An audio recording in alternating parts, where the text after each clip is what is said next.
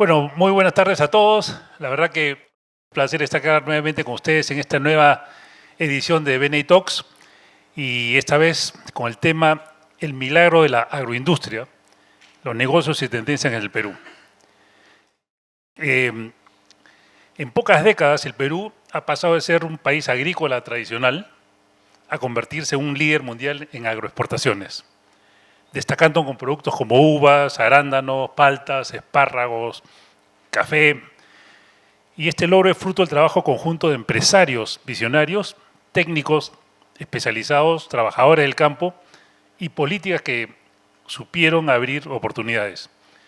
Hoy día tenemos un panel de lujo, super panelistas, que nos van a dar unas diferentes miradas de este fenómeno, tanto empresarial, técnico, económico, político y gremial.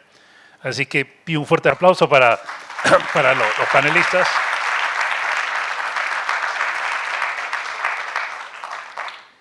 Lo primero que quiero es también agradecer que este evento lo podemos hacer gracias a nuestro gran anfitrión, la UPC, y a Carlos Arancén. Muchísimas gracias por el apoyo de la Universidad Peruana de Ciencias Aplicadas. También al auspicio de Crepier, que siempre nos provee pues, con las mejores carteras, maletas, maletines, mochilas. Reus, con sus oficinas y coworking. Tucho Asociados, corredores seguros, que son tus ángeles de la guarda porque tenemos el poder de protegerlos ante cualquier riesgo con seguros personales y patrimoniales. Y también con Major Perú, que nos provee pues con los mejores vinos, que ahora después los vamos a degustar, vinos portugueses. A Club Sport Doc, que promueve la educación en el tema canino y la sana convivencia. A Boom Roaster Café, uno de los mejores cafés que ustedes han estado probando. Doik Eventos, que esta tarde nos provee con el delicioso catering. La Floristería, que es la primera tienda de felicidad, una florería y tienda de regalos ubicada en Miraflores, a la espalda de la Clínica Delgado. Y Super Sound, que nos provee pues, los equipos de sonido y luces. Así que también un aplauso para ellos, por favor.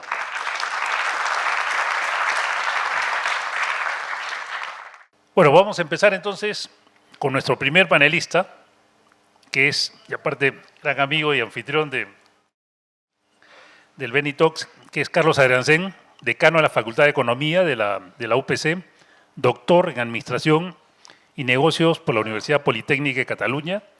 Cuenta con una destacada trayectoria como consultor, docente y líder académico. Ha sido jefe de la SBS, vicepresidente del Indecopi y asesor del ministro de Estado. Es Senior Executive Fellow de la Harvard Kennedy School y ha recibido la condecoración Hipólito Unanue al mérito económico y financiero. Un fuerte aplauso, por favor, para Carlos. Desde la perspectiva económica, como bien dices, la agroindustria no solo es un sector productivo, sino también un motor de empleo, de divisas y de inversión. ¿Cómo evalúas el impacto de la agroindustria en la economía peruana y del marco regulatorio en la atracción de capitales del sector agroexportador? ¿Y cuáles son para ti los principales riesgos económicos que deben manejar las empresas para sostener este crecimiento? En primer lugar, la agroindustria en el Perú no solo es un milagro, es una sorpresa. Es producto de la resiliencia, del empuje y de la visión de los agricultores peruanos. En estos tiempos se nos quiere engañar, mecer, diría un estudiante del primer ciclo, diciendo que este es un fenómeno de corporativos agroexportadores. No, es un fenómeno liderado por agricultores peruanos que entran a mercados de commodities tremendamente competitivas, no precisamente teniendo una base que no trabe esto. El Perú hoy día, y la región en realidad, es reputada por tener un aparato estatal con reglas de gobernanza espantosos. No hay ninguna sorpresa que la gente hable de corrupción, incumplimiento de la ley, falta de orden público, y todo eso es como un peso que se le pone a los agricultores peruanos que exportan. Que en la actualidad, a junio pasado, el flujo exportado de productos agrícolas llegue a ser más de 13.000 millones de dólares, 13.500, y tenga una pendiente impresionante, es algo que nos debe llevar a reflexión. Y sobre todo recordar la vieja frase, Dios es peruano. Pero así como existe Dios, existe el diablo. Y con eso voy a comentar la parte final de la pregunta. Es importante que todos los peruanos, no solamente los peruanos asociados al sector, entiendan que trae muchísimo bienestar al país, a todo el país. La región menos pobre del Perú este año es Ica, con 6.5%. Y la verdad, a los agroexportadores y expertos en agro presentes, les voy a decir que se han portado mal. Le han dejado sin tema a la izquierda. La izquierda los debe odiar. Los únicos que han reducido pobreza en este país han sido los agricultores peruanos. Y eso es algo que todos los peruanos, con un mínimo de amor al Perú y de decencia, debemos respaldar. Hoy día contaba el señor Amaro que de la mano con la promulgación de la nueva ley agraria, que solamente reduce cargas tributarias para que haya más empleo, menos pobreza en regiones como Ica, ya tiene una ley de derogación. Si nos quedamos calladitos y permitimos que el Perú retroceda, entenderá que una parte que no vi del comentario de José, cuando me decía las condiciones que tiene el Perú para captar inversión extranjera, un país pujante capta 15 puntos de su PBI como regla de inversión extranjera. Nosotros 1.5 en promedio en los últimos 3 años. Vallejo tenía razón. Tenemos muchísimo para hacer y a este país se le quiere peleándolo cada día. Si se quedan dormidos, le sacan la derogación. Ojo con eso. Muchas gracias, Carlos.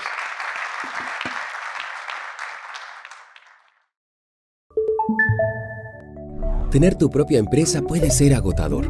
Tienes un buen producto o servicio, pero pasas todo el día en la oficina tratando de encontrar la forma de destacarte entre tu competencia y conseguir clientes que necesitas. A veces parece que no importa cuán bueno sea tu producto ni cuánto inviertas en publicidad. Al final del día, solo tu círculo íntimo te conoce. Simplemente debe haber una mejor estrategia. BNI es una comunidad global que promueve la cooperación entre empresarios para generar clientes nuevos y lograr sus metas. Imagina esto. Cada semana te reúnes con un grupo de empresarios, intercambiando referencias de clientes nuevos y sus mejores estrategias de negocios. Es como si tuvieras una fuerza de ventas y un equipo de mentores todo en un mismo lugar. Además, cada miembro del grupo pertenece a una especialidad distinta, por lo que no hay competencia. Y ahora seguimos con nuestro otro gran panelista, Gabriel Amaro. Gabriel es ingeniero industrial por la Universidad Nacional de Ingeniería y un MBA por la Universidad Privada de Ciencias Aplicadas y por el IED de la Universidad Europea de Madrid. Actualmente es presidente de AGAP, director del CONFIEP, miembro del Consejo Directivo del Consejo Empresarial Peruano-Japonés, CEPEJA. Es autor del libro Agro, la gran apuesta del Perú. Se desempeña en la actualidad como miembro del Comité Consultivo de la carrera de Ingeniería y Gestión Empresarial de la Universidad Peruana de Ciencias Aplicadas, de la UPC, miembro del Comité Consultivo de la Especialidad de Ingeniería Industrial de la Universidad de Ingeniería y miembro del Consejo Consultivo del Programa de Ingeniería Agroindustrial de la Universidad San Ignacio de Loyola y forma parte también del Consejo Directivo de Junior Achievement Perú.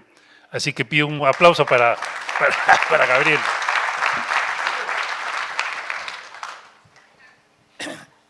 Gabriel, tú como la voz de la agroindustria peruana, ¿cuál es la gran apuesta del sector para los próximos años y qué medidas urgentes y estratégicas les pedirían al Estado para asegurar la continuidad de nuestro liderazgo mundial y sostenibilidad en este crecimiento y generar más valor para el país? A ver, el sector es, primero que no solamente es el tema agroindustrial, es el tema agrario en general, ¿no? Compuesto por pequeña agricultura, compuesto por la agroindustria y la agroexportación. Hoy día tenemos productos que brillan, que ustedes los conocen muy bien, el arándano, la palta, el espárrago, etcétera, en el mundo. Somos primeros exportadores de varios de los cultivos, pero no es suficiente. ¿Por qué? Porque los mercados no crecen a ritmo de las posibilidades de crecimiento de esos cultivos y de la producción peruana, ¿no? Este año, por ejemplo, el arándano va a crecer, si mal no recuerdo, 25% más en producción. ¿Y dónde vamos a llevar todo ese arándano, no? Siendo el primero en el mundo. Entonces lo lógico es que si ponemos el mismo producto en el mismo mercado, el precio baja, porque ya marcamos precios por la cantidad de volumen que tenemos, ¿no? Actualmente hay algunos cultivos que se están desarrollando y probando. Uno de ellos, quizá el más voceado, es el tema de la cereza. Por lo cual Chile nos mira mal, ¿no? Porque Chile es primer productor exportador de cereza, pero todavía es un proceso largo. No solamente de ubicar qué cultivos y cuáles son los siguientes productos que tendríamos que desarrollar, sino que el gran reto está también en abrir el mercado. El mercado no se abre cuando uno quiere, sino es un proceso largo de años. Entonces, si no tenemos mercados abiertos, ¿no? Y tenemos el producto, el Perú no va a crecer, el Perú no crece por ahí, ¿no? Y esta es una industria muy dinámica, en donde tenemos miles de posibilidades, pero que es uno de los sectores más regulados y que dependen del Estado peruano. Si el SENASA, si el Ministerio de Agricultura, si el Ministerio de Comercio Exterior, si la Cancillería no acompañan el crecimiento del sector, digamos, a nivel de exportación, no vamos a crecer. Si las políticas públicas se desarrollan, las leyes, la regulación, contraria a la inversión, no vamos a crecer y no vamos a traer inversión. Ayer justo se dio un nuevo hito del Perú, de la agricultura peruana, al publicarse la nueva ley agraria. Ya iba a decir la nueva ley de promoción, pero no se llama así, tiene otro nombre, pero es la nueva ley agraria. Es una nueva ley agraria que ha costado 5 años en poder desarrollarla y aprobarla. Y es una ley, digamos, más potente que la primera ley, la ley de promoción, que se aprobó en el 2000 y que venció y que la derogaron en el 2020. Es una nueva ley que lo que buscamos es que haya un crecimiento también exponencial, nuevamente, de todo el sector agrario peruano, pero con un componente adicional, ¿no? Con una aceleración de la incorporación de la pequeña agricultura, que en su mayoría de los agricultores son pobres, más de 2 millones de unidades productivas sumidas en la pobreza.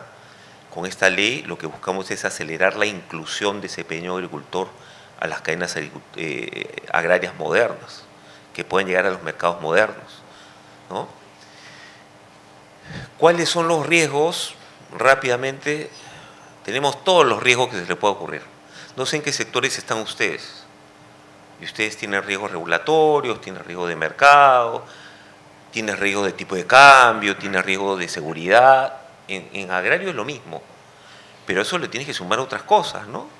Les tienes que sumar riesgo de clima, riesgo de plagas, riesgos ideológicos hoy día que tenemos que incorporar a nuestras estrategias, ¿no? Políticas, por ejemplo.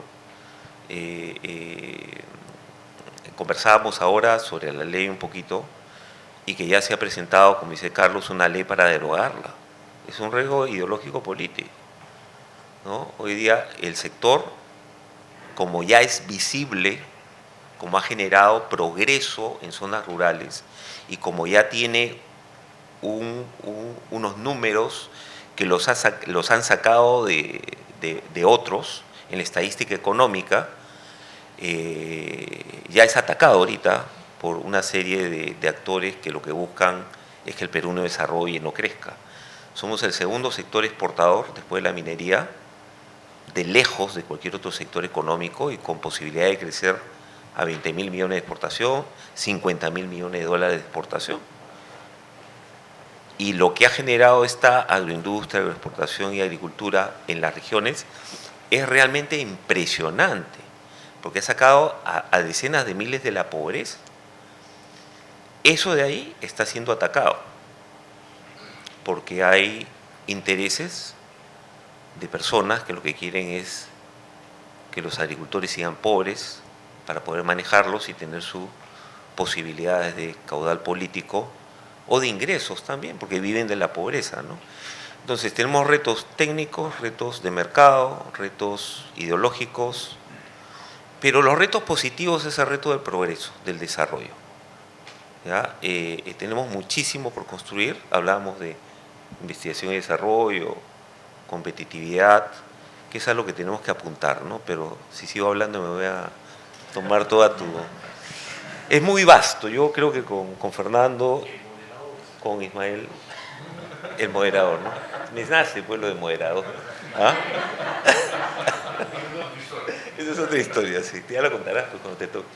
¿Ah? Pero no, o sea, el tema es muy amplio, riesgos por todos lados.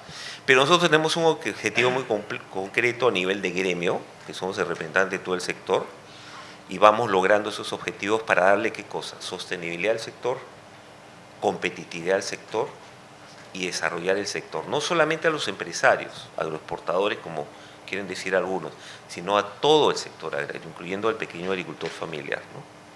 Muchas gracias. Muchas gracias, Gabriel. Imagina una universidad, pero una que reimagina la forma de enseñar, donde no memorizas información que luego cambiará, sino que aprendes a adaptarte a ese cambio, potenciando tu pensamiento crítico. Esta universidad se llama Minerva, la más innovadora del mundo. Y hoy, la UPC incluye su metodología disruptiva. Imagínate, la educación más innovadora del mundo junto a la más innovadora del Perú. Abre tu mente, innova, UPC. Ahora seguimos con nuestro próximo panelista, Ismael Meravíes. Muchísimas gracias, Ismael, por aceptar mi invitación. Ismael es ingeniero agrónomo y magíster en finanzas de la Universidad de California, Berkeley.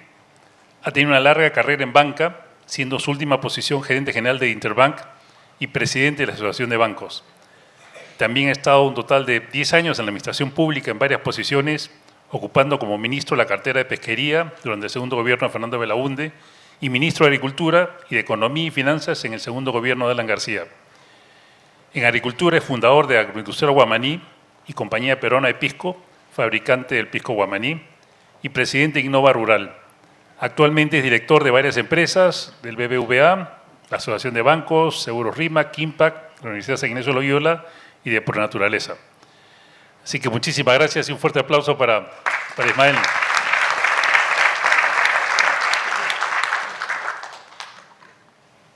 Ismael, desde tu perspectiva, sí, que une la política, las finanzas, el sector privado, ¿cuáles crees que fueron las políticas económicas y Estado que en su momento sirvieron de cimiento para el desarrollo de la agroindustria y que hicieron posible este milagro agroexportador en el Perú?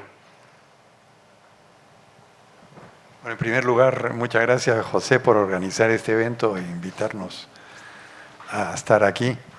En un tema que es fascinante, muy amplio, vasto, como dice Gabriel, que mucha gente que no está en el sector no visualiza toda la complejidad de esta actividad.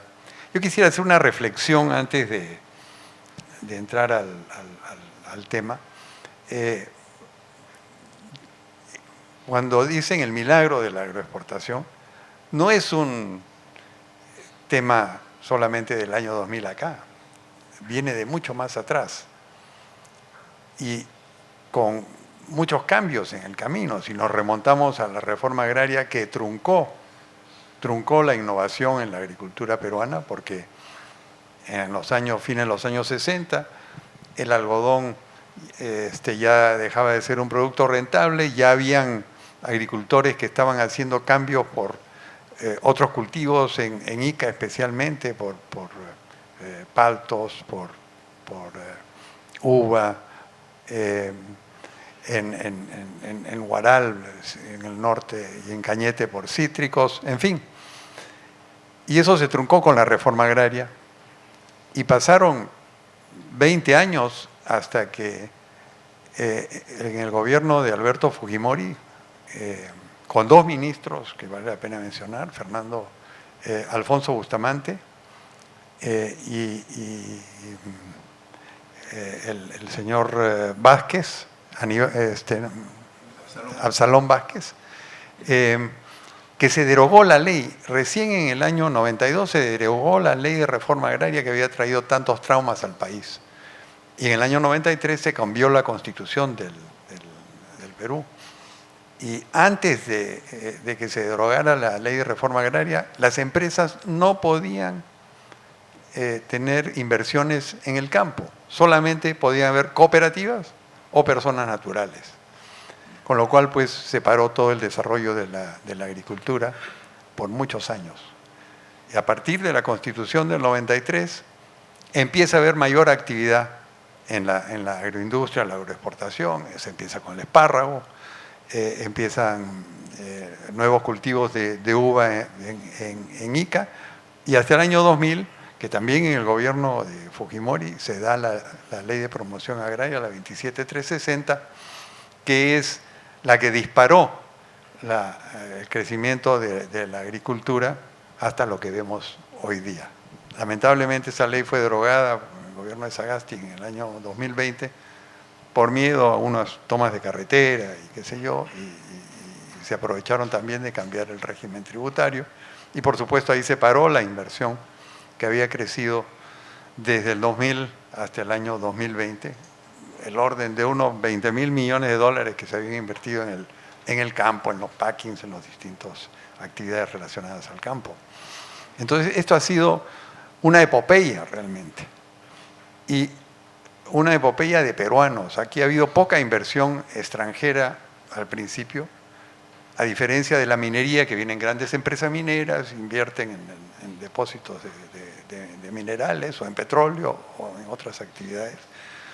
El retail, que vinieron empresas chilenas. No, aquí se ha hecho con capitales peruanos fundamentalmente, que asumieron el riesgo y se dedicaron a esta actividad con muchos tropiezos, porque en el camino ha habido un proceso de aprendizaje. El Estado no participó para nada en apoyar a la incipiente agricultura peruana, y con todos los problemas de legislación, de falta de crédito, porque los bancos habían, y se los digo como banquero, los bancos habían perdido el know-how de prestar al campo, y también la falta de técnicos. Uno de los graves problemas de la reforma agraria es que durante 20 años no se formaron técnicos, no se formaron ingenieros. En el camino hemos ya desarrollado los técnicos que pueden competir en cualquier parte del mundo, y que nos ha llevado hasta donde estamos, ser líderes en varios productos en el mundo y poder competir en los distintos mercados con calidad, con volúmenes adecuados y con reconocimiento de los consumidores. El Estado sí ha tenido parte importante, repito, desde que el gobierno de Fujimori derogó la ley de reforma agraria y con la ley 27360. Posteriormente, los tratados de libre comercio fueron fundamentales para poder empezar a abrir mercados, y junto con eso vienen los protocolos sanitarios que los establece SENASA con su contraparte en los países importadores, para que nuestros productos puedan entrar con las características sanitarias, de seguridad, de bioseguridad que exigen esos países. Entonces, en esa parte el Estado sí ha sido importante, pero por otra parte el Estado también se ha ido complicando. Y hoy día pues estamos sobreregulados, se exigen estudios de impacto ambiental, incluso han tomado los reglamentos de la industria petrolera y exigen, entre algunas cosas, por ejemplo, como es el cierre de un pozo de petróleo, el cierre de una mina, que uno presente un plan de cierre del fondo. En la agricultura, pues los fondos nunca cierran. Entonces, ese es un ejemplo de cómo se ha ido complicando la agricultura, la normativa de SENASA, de las autoridades laborales, SUNAFIL, etcétera, etcétera. Cuando el Estado no considera las complejidades de tener que competir, que es el otro tema, falta de infraestructura, de competir en el mundo. Nosotros tenemos gastos de seguridad que no tienen en Estados Unidos, porque hoy día te roban todo el tiempo. Hay un tema ahí muy costoso de seguridad. No tenemos infraestructura adecuada, que son costos adicionales. Y además estamos a 7.000 kilómetros de nuestro principal mercado, que es Estados Unidos, con fletes costosos. Entonces la agricultura tiene que ser competitivo y ahí el rol del Estado es hacernos competitivos, y creo que esta ley que se ha dado va a permitir que la agricultura sea más competitiva y que además tenga tributos razonables para promover la agricultura, porque tenemos por delante 200.000 hectáreas en nuevas irrigaciones. Hay 1 millón de hectáreas en los pequeños valles costeros que pueden incorporarse a la agricultura moderna. Y todo eso necesita incentivos y necesita normas claras y una estabilidad legal a largo plazo, porque estas son inversiones a largo plazo. No quiero cansarlos más, así que le dejo con un súper experto, Fernando Sillón. Muchas gracias, Ismael. Formar una empresa es el esfuerzo por mucho tiempo e inversión de uno o más socios. ¿Te has puesto a pensar qué pasaría si uno de tus socios fallece? Pondría en peligro el futuro de tu empresa. Los herederos, que muchas veces no tienen idea del negocio, quieren tener participación sin aportar ningún conocimiento, y ahí es donde empiezan los problemas. ¿Cuál es la solución? Que los socios hagan un acuerdo de accionistas mediante el cual, si uno de ellos fallece, la empresa le compra las acciones al fallecido al precio justo previamente acordado entre los socios, con lo cual los herederos automáticamente salen de la sociedad. ¿Y esto cómo se logra? Mediante un seguro de vida que contrata la empresa para cada uno de los socios por el valor de sus acciones. De tal manera que en caso uno de ellos fallezca, la empresa cobre ese seguro y con ese dinero le pague en efectivo a los herederos sin tener la empresa que endeudarse o utilizar los ahorros. ¿Cuáles son los beneficios para la familia del socio fallecido?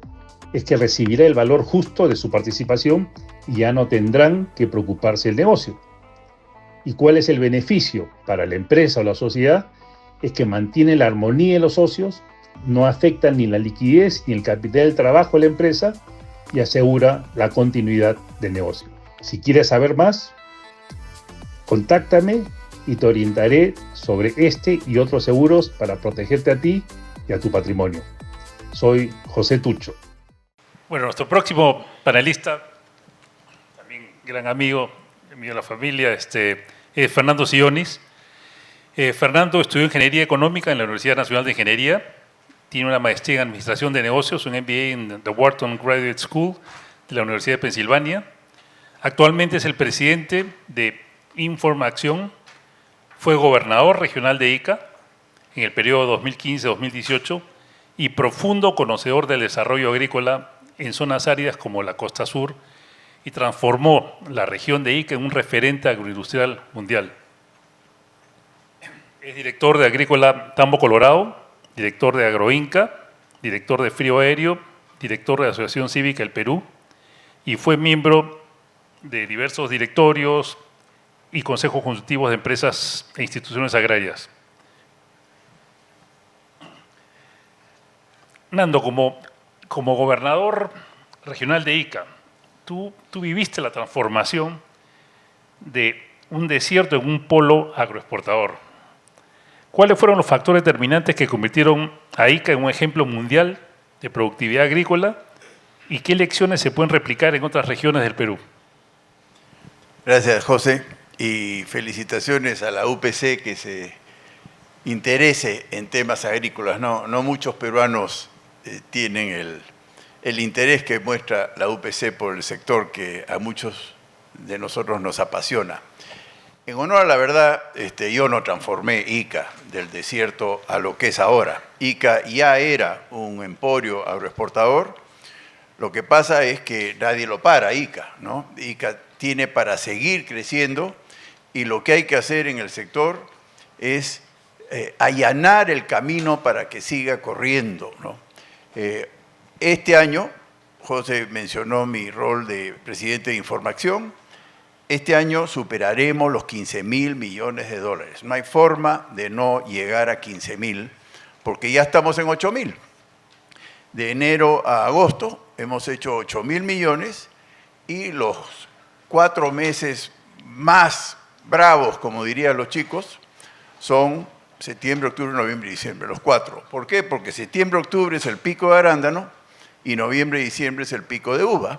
Y además el cuatrimestre coincide con los picos de café y cacao. O sea, de los 5 grandes, los 4 hacen pico ahora, en estos días, en estas semanas. Entonces, haber llegado a 8.000 millones a agosto, habiendo pasado el pico de palta, que ha sido un super récord, ¿no? Han sido 700.000 toneladas, van a ser 700.000 toneladas, cosas que nunca antes habíamos hecho. El gran número era 600.000. Entonces los saltos son espectaculares, ¿no? Pasar de 600 a 700.000, estamos hablando de palabras mayores, es 20 y tantos %. Vamos a crecer en arándano y en uva, 20 y tantos %. Entonces, el Perú tiene esa capacidad, ¿no? Ismael lo ha explicado, reforma agraria fue lo peor de lo peor, ¿no? Celebrar la reforma agraria denota ignorancia absoluta o ideologización vergonzosa, ¿no? Porque fue el proceso más empobrecedor, más retrógrado que pudo haber existido en un país como el Perú. Entonces ahí hay 20 años de parálisis completa. Las 2 décadas perdidas son esas, 70 y 80, ¿no? El Perú fue nada en esos 20 años, y lo que ha disparado la agroexportación es la política, aunque parezca mentira, porque no es el clima, no es que cambió el clima. La gente habla de cambio climático, eso también es una exageración, ¿no? Estábamos en septiembre, estábamos en estiaje, hoy día no hay lluvias en el país, ¿no? Pero acuérdense de mí, ahora en primavera empiezan las lluvias y a partir de diciembre, enero, las noticias van a ser huaicos, inundaciones y desbordes, ¿no? Ahora las noticias van a ser escasez de agua. Así es desde mi niñez. La cosa es que Ica en particular es el cielo desde el punto de vista agronómico, ¿no? No hay lugar en el planeta que tenga las condiciones de Ica. Me refiero a Ica provincia, ¿no? La agricultura súper competitiva es aquella que está a 400, 500 metros de altura, lejos del mar. El mar es un enemigo de la agricultura frutícola por el tema de la humedad. Entonces, Ica provincia, Palpa, Nazca, es muy bueno, ¿no? Y Ica va a seguir en la medida que la dejen seguir, ¿no? ¿Qué cosa puede echarlo todo a perder? La política, nuevamente, ¿no? La reforma agraria lo echó todo a perder y hay quienes lo pueden echar todo a perder. Castillo hizo una fiesta en Cusco por la segunda reforma agraria. Felizmente es tan inepto que no hizo nada, ¿no? Pero él sí le reventó cohetes a una segunda reforma agraria. Y reforma agraria aquí en la China y en la Cochinchina es expropiación, ¿no? Todo lo que es reforma agraria es expropiación para entregarle la tierra a quien la trabaje. Ese tipo de eslogan ridículos, ¿no? Populistas, que lo único que hacen es empobrecer incluso a los campesinos, ¿no? Entonces, lo que hay que hacer es dejarlos crecer, pero el Estado sí puede hacer algo muy determinante en el crecimiento sostenido, que es agua en los estiajes, ¿no? guardar parte de las abundantísimas aguas de lluvia que tenemos en todo el Perú, en ambas vertientes, Pacífico y Atlántico, en los 50 cuencas de la costa, hacer reservorios arriba, lo más alto posible, para guardar parte de las abundantes aguas de lluvia y disponer de ella en los estiajes. Con eso no nos para nadie, ¿no? El Perú debe ser el país más competitivo en cuanto a productividad. Pero Ismael tiene razón. ¿Qué cosa nos quita competitividad? La inseguridad. La inseguridad también lo puede echar todo a perder. En Ica hay mucha violencia. El hecho de que la libertad haya más no le hace que Ica sea una zona pacífica, ¿no? Es muy violenta Ica. Hay sicarios, hay extorsiones, hay muchos asaltos, muchos robos, y eso lo puede echar todo a perder. La otra cosa que no se ha hablado y que es una preocupación es el loco de Trump, ¿no? El loco de Trump. Yo sí creo que si bien el 10% puede parecer de poco impacto, ya México quiere ponerle aranceles a los chinos y los europeos seguramente van a retrucarle a Estados Unidos, Canadá va a pelearse con los americanos y esto se puede ir de las manos, ¿no? Completamente, y ahí sí los paganos vamos a ser nosotros. Hasta ahora, lo del 10% no nos quejamos, a mí me parece absurdo, de hecho nos quita algo de competitividad, pero lo peor es lo que podría suceder, ¿no? Si es que empieza el todos contra todos y se malogra todo el concepto de libre mercado donde nos fue tan bien, ¿no? en el pasado. Ese sería mi comentario primero. Muchas gracias, Nando. Fuerte aplauso para él. Exigirnos es una cuestión permanente, un quehacer diario, un acuerdo con la verdad, un compromiso con la educación. Nos inspira el país, los jóvenes que sueñan, los padres que anhelan, los futuros que lo demandan. Trabajamos por la mejor calidad académica, por una educación para todos que transforme y genere más generaciones sobresalientes, disruptivas, visionarias, justas y éticas. Le exigimos al talento, al desarrollo de competencias, de experiencias e inteligencias, y transformamos los viejos moldes del conformismo con innovación y disrupción. Exploramos cada cauce por donde fluyen las corrientes del pensamiento, la investigación y el desarrollo. Somos viajeros en el tiempo, navegantes del mundo real y del mundo virtual. Nuestros cimientos son esfuerzos que se sostienen con constancia y con sustancia, sueños que se realizan para contribuir con la transformación del Perú desde la apertura de mentes, desde la innovación. Exígete, innova, UPC. Seguimos ahora con un gran amigo de la infancia, Juan Risi.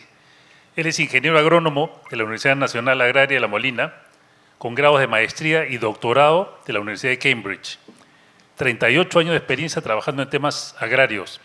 Fue viceministro de Políticas Agrarias, secretario general, jefe de gabinete, asesores y director general de promoción agraria del Ministerio de Agricultura.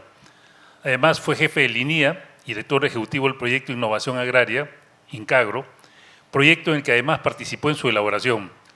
Tiene experiencia de trabajo internacional, habiendo sido oficial del Programa de Cultivos para América Latina y el Caribe del Centro Internacional de Investigación para el Desarrollo del Canadá entre el 1989 y el 92. Trabajó cerca de 13 años en Bolivia, donde fue asesor de los programas de quinoa y la semilla de papa, y fue representante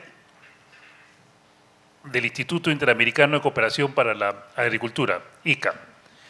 El Congreso boliviano le otorgó un reconocimiento como personalidad meritoria del Estado Plurinacional de Bolivia y también fue asesor del proyecto Perú Hub de la Universidad Nacional Agraria de La Molina. Actualmente es director general de Prodigio y vicepresidente de la Asociación Peruana de Ingenieros Agrarios.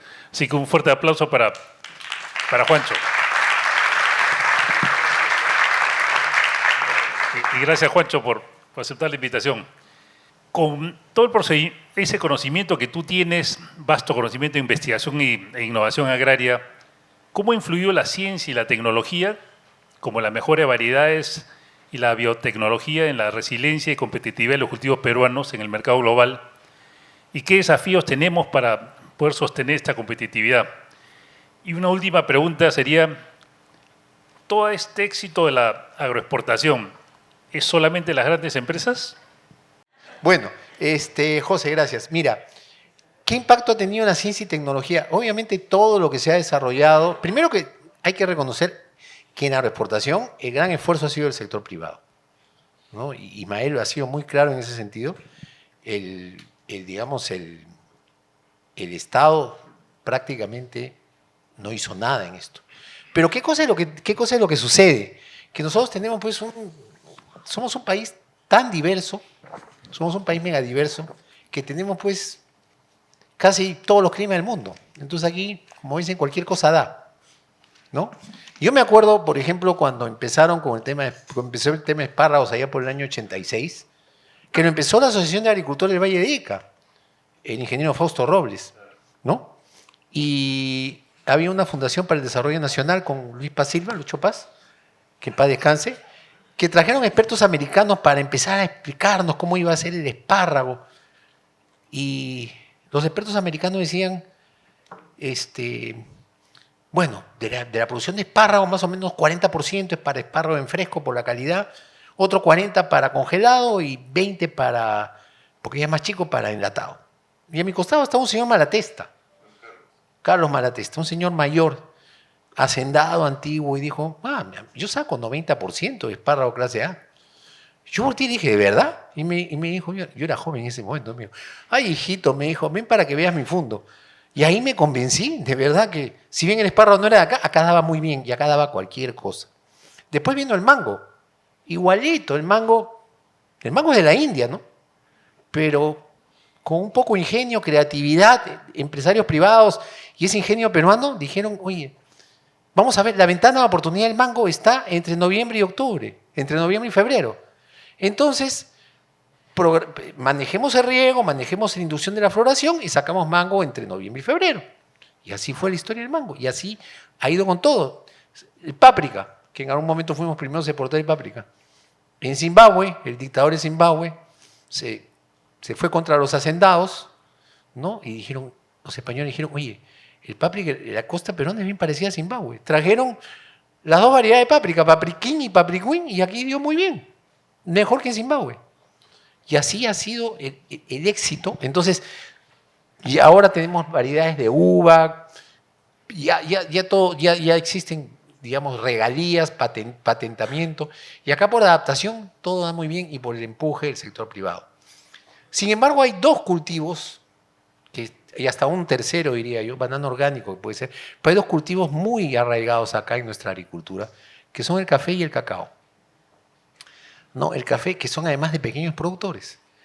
El café, que no es de acá, es de Etiopía, pero que sin embargo, si el café no reúne ciertas características, por ejemplo, variedades más arábicas, que son más susceptibles a la Roya María, pero bien llevadas, y además híbridos de arábica también, sembrados a altura, con sombra, te dan pues grados de cafés especiales, que se obtienen acá en el Perú y no se obtienen en muchos lugares del mundo. Entonces somos uno de los primeros productores de café especial en el mundo. Ese es algo que tenemos que seguir explotando. Y el segundo es el cacao. El cacao además tiene la ventaja de que el cacao sí es originario de acá. Acá tenemos una diversidad genética enorme que se conoce, que se ha investigado.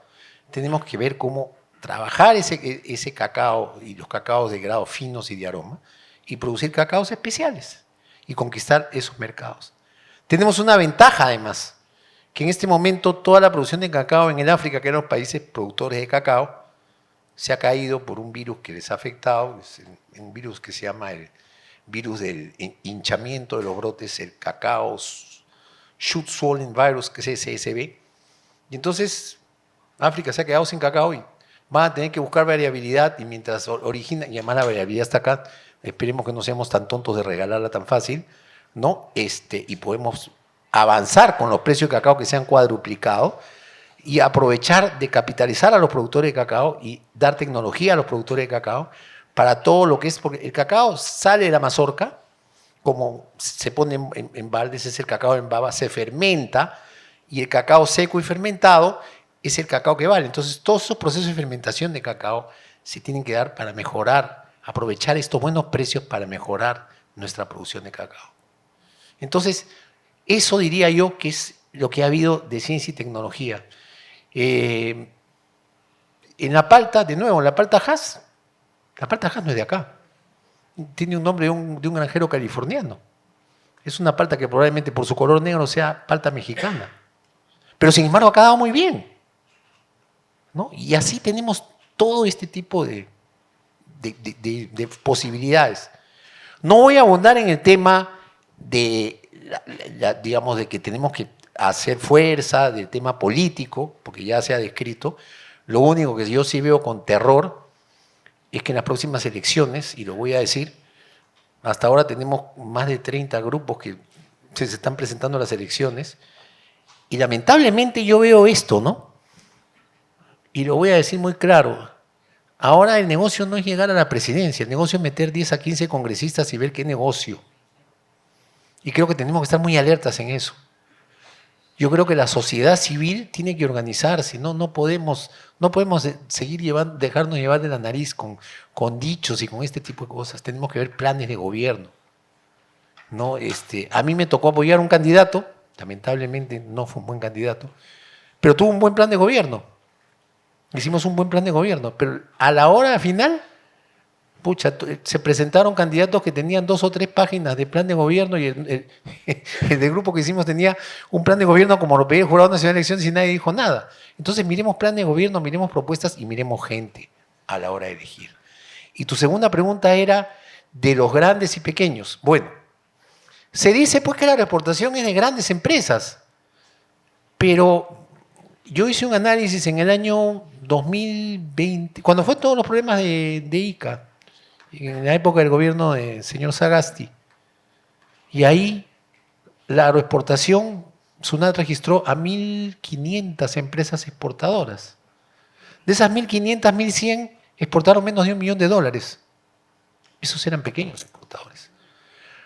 Más o menos unas 300, se me apagó unas 300, 400, entre 1 millón y 10 millones, y el resto fueron de más de 10 millones. Entonces, la agroexportación también es esfuerzo de pequeñas empresas. No es solo de grandes. Y acá, ya lo han dicho antes, tenemos que cuidar esa ley.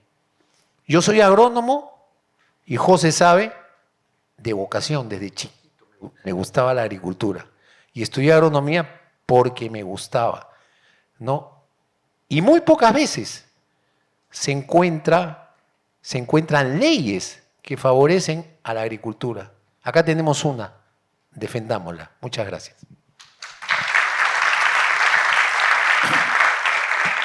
Muchísimas gracias, Juancho. Y quiero hacerles un par de preguntas. Una cosa que me pasó a mí, y estoy hace más de 12 años cuando viví en Canadá, un día me llaman del CIDA, que es el Canadian International Development Agency, que es la Agencia de Desarrollo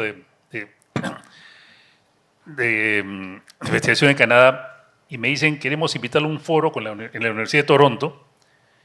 Entonces le digo, le agradezco, muchísimas gracias. No, me dice, queremos que usted sea uno de los expositores y que hable de cómo hacer que los países en vía de desarrollo puedan tener esta sostenibilidad y este crecimiento. Y esto era la semana siguiente, ¿y quién más? Son profesores, PhD, ¿cuánto hay? Y dije, bueno, tengo que prepararme. Y la verdad me tuve que meter a investigar y todo. Y una de las cosas que me sorprendió fue que, por ejemplo, transportar una tonelada en Norteamérica en promedio costaba $10 y transportar una tonelada en Latinoamérica costaba $100. Porque ahí tienes ríos, trenes, aviones, tienes carreteras, cosa que nosotros no tenemos acá. Entonces, muchas veces sacar los productos de la selva o de la sierra, el costo del transporte va al costo del producto y no podemos ser muy competitivos. Entonces, tenemos también un problema ahorita de falta de infraestructura para desarrollar. No sé si alguien quiere ¿Contestar? Sí, yo creo que la infraestructura es clave. Richard Webb, el economista, hizo un estudio sobre conectividad y durante el gobierno de Alan García, y su conclusión fue de que un camino, no una supercarretera, sino una carretera más o menos decente, podía acercar a los pequeños productores a los mercados, cortándoles el tema de las horas de tránsito en 50, 80%. Y eso les cambiaba la vida porque significaba que sus productos podían llegar en mejor calidad al mercado, obtener mejores precios y poder negociar mucho mejor con los comerciantes. Pero también en la agroexportación tenemos falta de infraestructura. Y la infraestructura portuaria, a pesar de Chancay y la modernización del Callao, sigue siendo en general deficiente. Los productos tienen que transportarse largas distancias para llegar hasta los puertos, a un costo importante, como tú has mencionado, y encima tenemos pues costos de flete cada vez más altos, que el flete de exportación lo paga el productor peruano, no lo paga el consumidor. Entonces, porque nuestra fruta llega ahí al precio de mercado y el comprador te deduce todos estos costos que hay en el tránsito. Entonces, la infraestructura es vital. Y no solamente en materia de vialidad, sino en materia de electricidad, telecomunicaciones y también la infraestructura de almacenamiento, frío, etcétera, todavía es incipiente y se necesita desarrollar mucho más. Los puertos, por ejemplo, en Ica, para regresar a Ica, el puerto de San Martín de Pisco se ha habilitado, pero es un puerto relativamente pequeño y no tiene la frecuencia de naves que tiene pues, el puerto del Callao. Entonces, todavía se lleva la mayoría de la mercadería al Callao para ser despachada, porque un contenedor no puede esperar tanto tiempo en el puerto para ser embarcado, porque los productos perecibles se deterioran. Entonces, la infraestructura para todo este tipo de productos es vital, y por supuesto en el caso del cacao y el café que mencionaba Juan, el tránsito hacia la costa es costoso desde la selva y evidentemente todo eso va por cuenta de los productores y los retornos pues les bajan y no obtienen los precios que esperan por justamente esos altos costos. Y por supuesto el gobierno, una de las tareas del gobierno es proveer infraestructura, porque para eso pagamos impuestos y paga impuestos la agricultura, a pesar de la ley que dice que baja el impuesto a la renta. Justamente la reducción del impuesto a la renta es una política de Estado para promocionar la inversión en el sector, que ha sido un sector sumamente golpeado, sumamente sujeto a riesgos y que necesita beneficios que el Estado, por supuesto, dentro de esta política da. Y en el caso de la agricultura de exportación, que se ha hecho básicamente en las zonas desérticas donde no había nada, hoy día se pagan salarios, se aporta la seguridad social, se paga IGB, se pagan una serie de otros impuestos, el impuesto a los activos netos y también impuesto a la renta, por supuesto, que son mucho más que el beneficio de impuesto a la renta. Yo he calculado 6.000 millones de soles de otros tributos que paga la agricultura anualmente, que en 10 años que da la ley agraria son 60.000 millones de soles, frente a lo que han calculado, un cálculo también un poco sacado del aire, de 1.800 millones de soles anuales de menor recaudación, que si la agricultura crece, vuelve a crecer, eso va a ser superado con creces. Así que yo creo que ahí hay todo un tema de cómo defender estos nuevos incentivos que se han dado para la agricultura.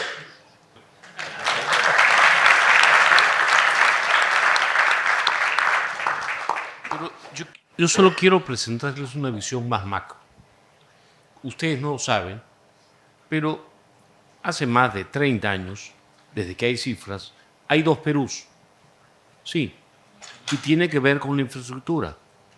El Perú de los argentinos pobres, que es Lima y la costa sur, que tiene infraestructura, y el Perú de los bolivianos ricos, que tienen $5.000 per cápita menos desde hace mucho tiempo. Los peruanos tenemos una gran capacidad para ser ciegos, para no ver cómo somos, para no estudiarnos. Es tremendamente importante, si alguien quiere responder la pregunta que dejó el doctor Rizzi, cómo hacer para que los departamentos agrícolas más pobres florezcan.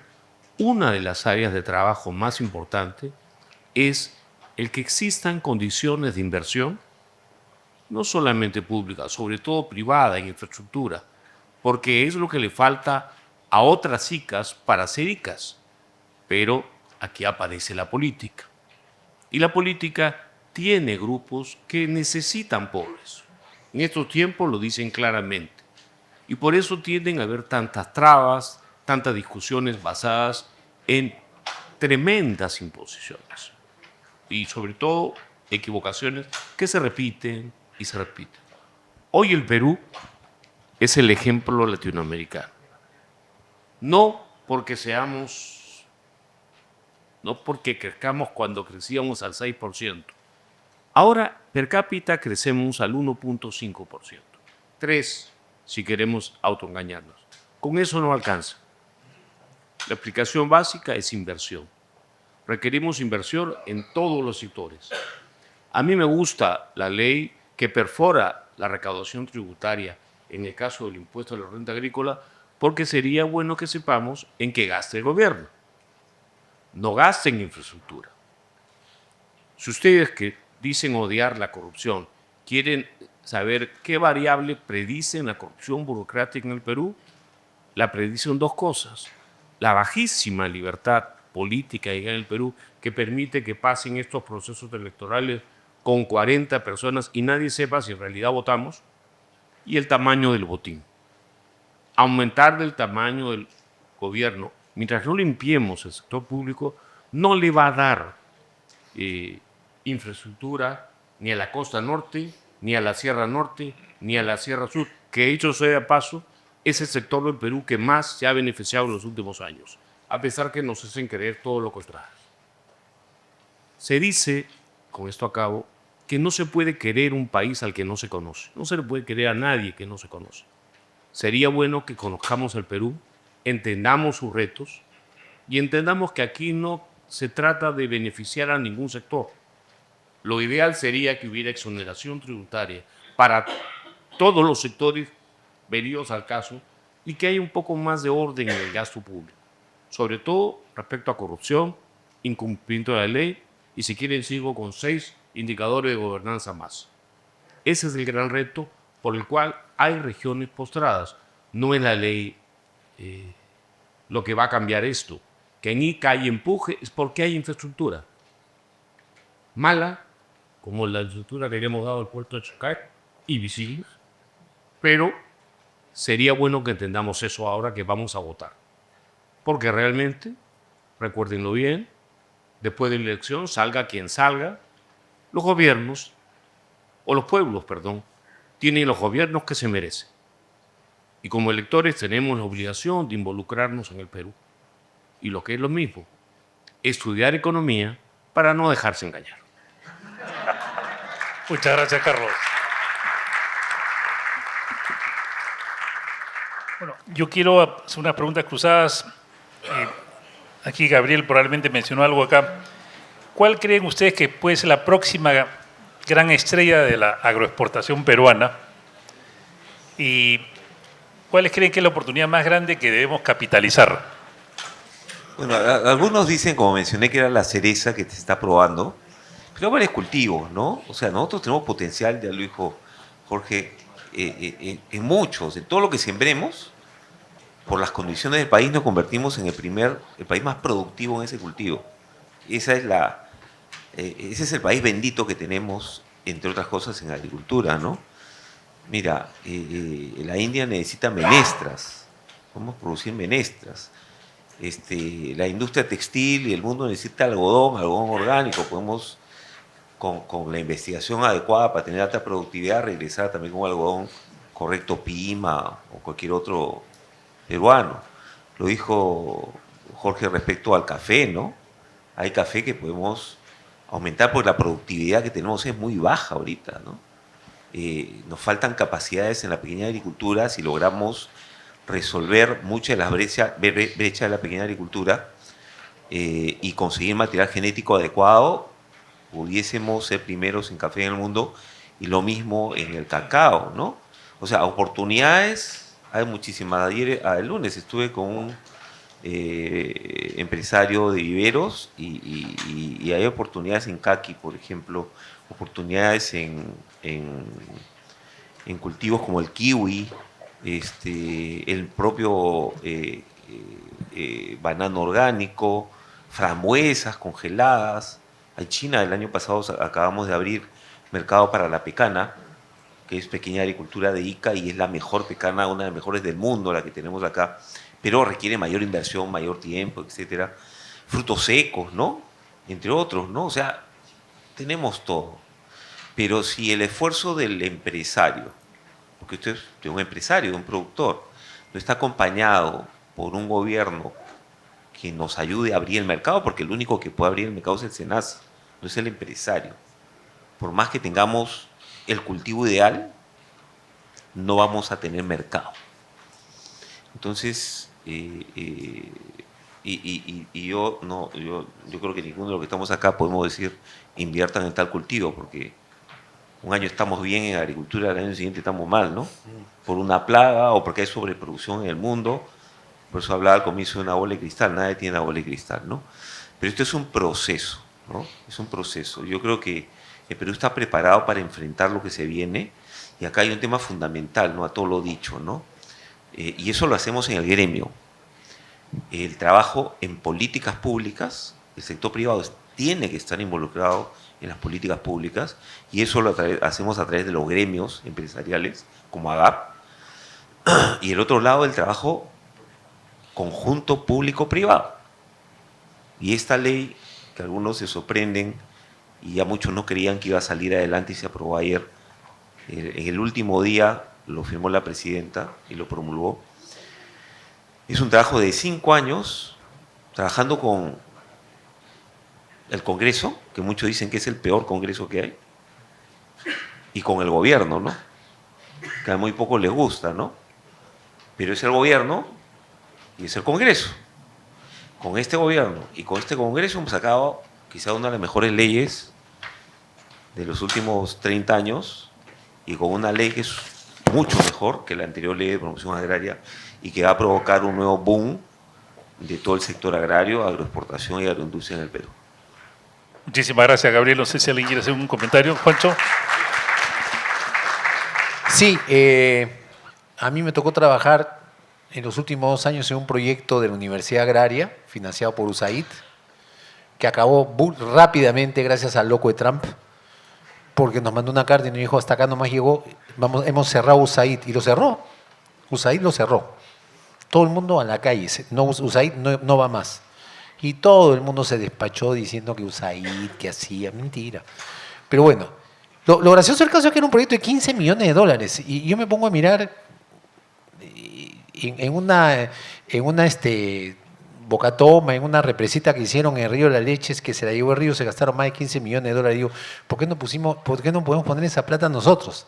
Bueno, y entonces en este proyecto, en Tarapoto, dijeron, bueno, Estados Unidos dijo, cacao, hagan cacao. Oye, ya tenemos 200.000 hectáreas de cacao, ¿ya qué más vamos a hacer cacao? Entonces empezamos a buscar otras alternativas, ¿no? El director del proyecto es una persona, el doctor Hugo Villachica, que es el que trajo la piña Golden al Perú, y que conoce mucho selva, dijo, oye, vamos a ver maracuyá. Y sembramos maracuyá en Tarapoto, casualmente de selva.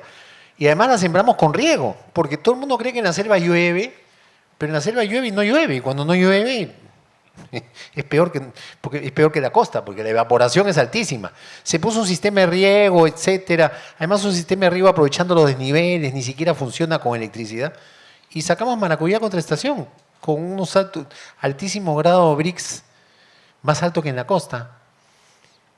Y ahí hay otra oportunidad, ¿no? Porque el mercado del jugo de maracuyá está creciendo. ¿Y por qué está creciendo?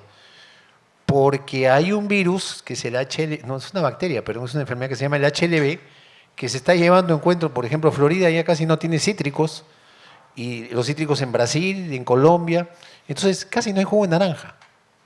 O sea, el mercado de jugo de naranja, o sea, si podemos sacar jugo de naranja acá, bestial, pero el maracuyá sería una excelente alternativa y el mercado de maracuyá ha crecido. ¿Y cuál era tu otra pregunta, José? Que tenías de la estrella y otra más dijiste. ¿De política? ¿Algo hablaste? El producto estrella, nada más.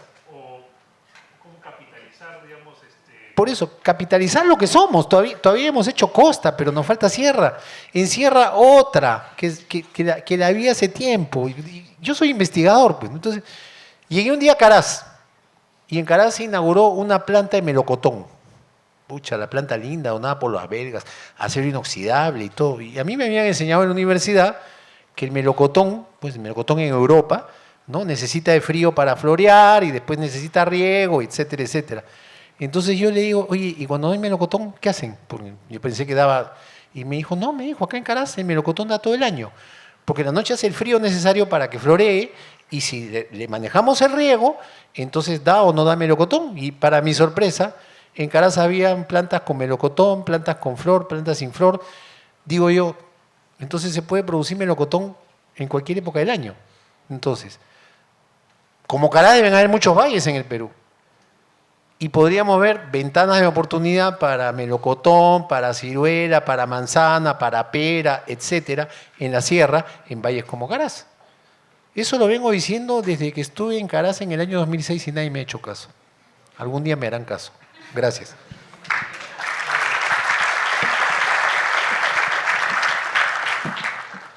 Bueno, muchísimas gracias a todos los panelistas que hemos tenido un panel de lujo hoy día.